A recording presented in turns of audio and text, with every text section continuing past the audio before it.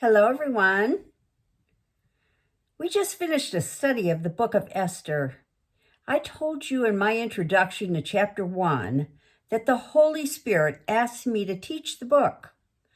Now I know why. It is the story of a government that ruled an extensive amount of territory in 485 BC. A government with a good king who was nearly hoodwinked by a satanic man. The result was almost the annihilation of the Jews. But God stepped in and used an ordinary man of great faith by the name of Mordecai and a young woman of great courage by the name of Esther, both of whom were God's servants, in his plan to save the Jews.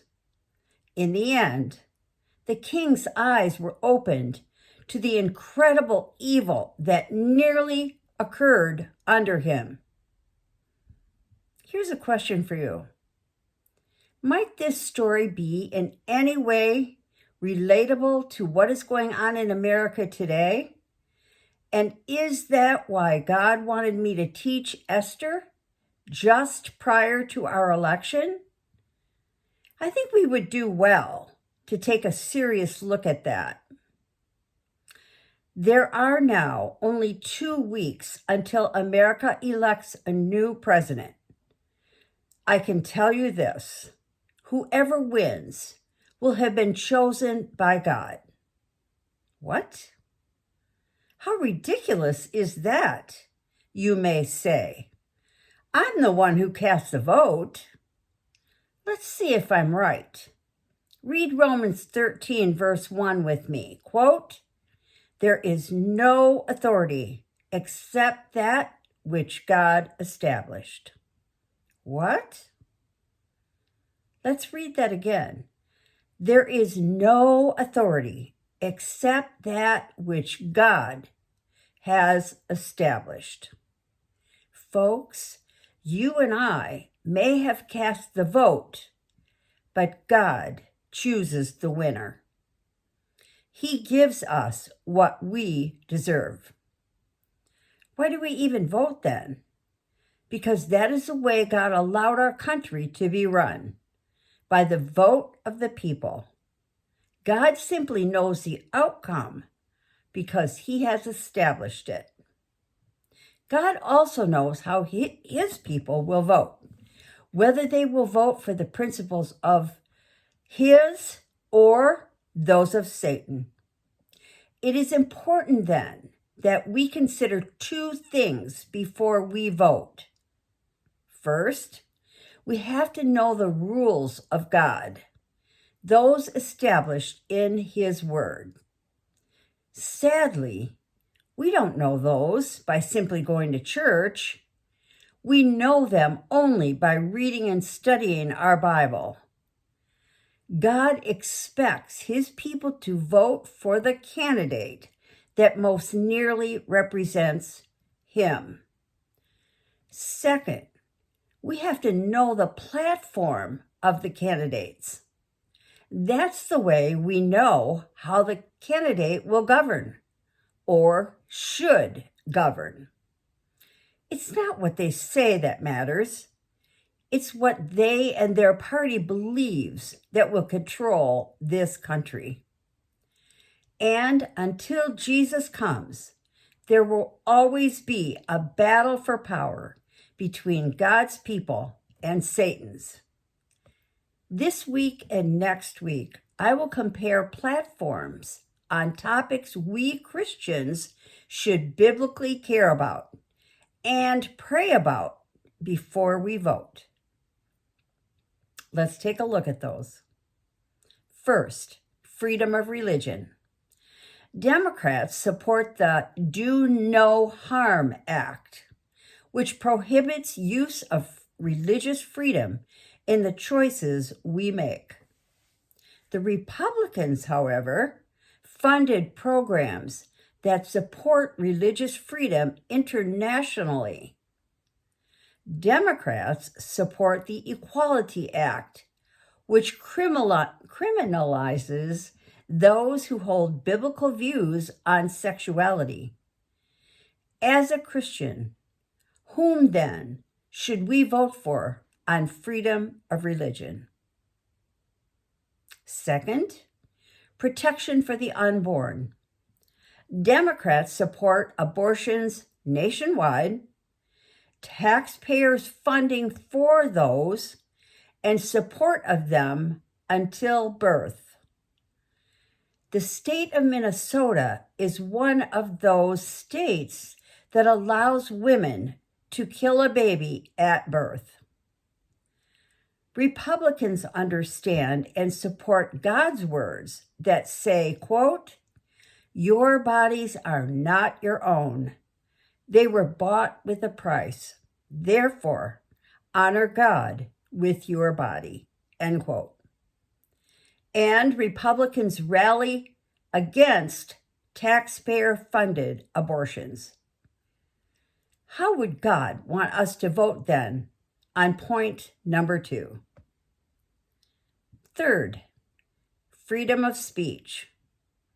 Democrats ordered social media outlets like Facebook to remove posts that countered their stands. Republicans have provided an outlet called Truth Social to allow people to speak their minds without interference. Democrats called conservative parents speaking at school board meetings domestic terrorists. How then should we vote on point number 3? Fourth, family and parental rights. Democrats support changing genders of children without parental permission, while presently no one can give a child an aspirin without that permission. Republicans support the rights of parents to parent, as well as the sanctity of marriage and parental rights in education. How then does God want us to vote on point number 4? Fifth, education.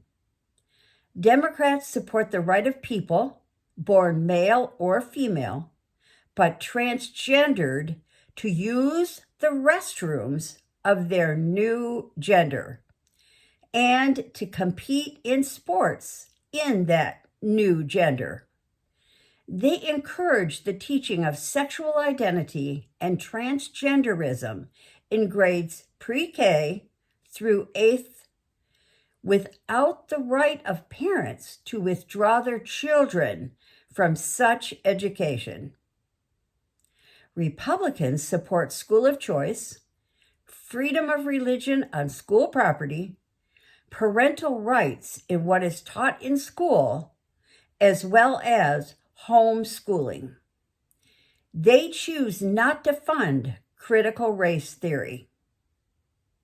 Which way would God expect us to vote on point number 5? Sixth, border security. Democrats instituted open borders and citizenship for all those who cross those borders. They also fly illegals across the border to avoid border controversy, hoping these illegals will then vote Democratic and stop Republicans from ever being in charge again. Republicans want to finish the border wall, return illegals to the country from which they came, use our military to stop illegal drugs coming across our borders, and remove funding from sanctuary cities. How does God want us to vote on point number 6? This week and next week, I'm not telling you who to vote for, except to remind you that if you are a Christian, God expects you to stand up for Him every day and everywhere, including at the voting booth.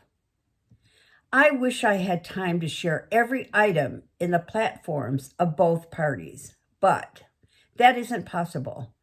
So I chose what I believe are the most important. And I believe a message like this should be preached in every pulpit of every Christian church in America before we vote. Pastors are ignoring their God-given call if they don't do this. But if they don't, I just did. So please reread these platforms again and ask yourself, how would God want me to vote? Then vote His way. See you Thursday.